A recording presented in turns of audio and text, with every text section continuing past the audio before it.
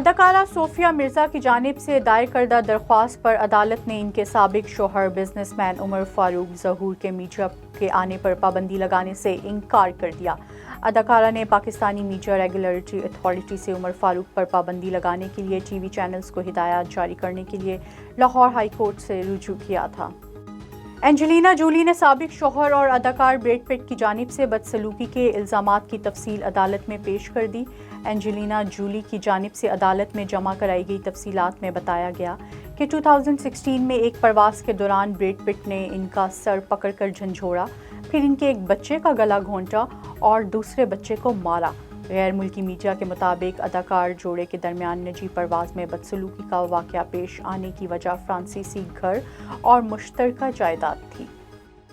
بھارت کے معروف reality show big باس season 14 کی جوڑی اداکار اعجاز خان اور پوترا پوٹیا نے ایک دوسرے کی محبت میں گرفتار ہونے کے 2 سال بعد منگنی کر لی۔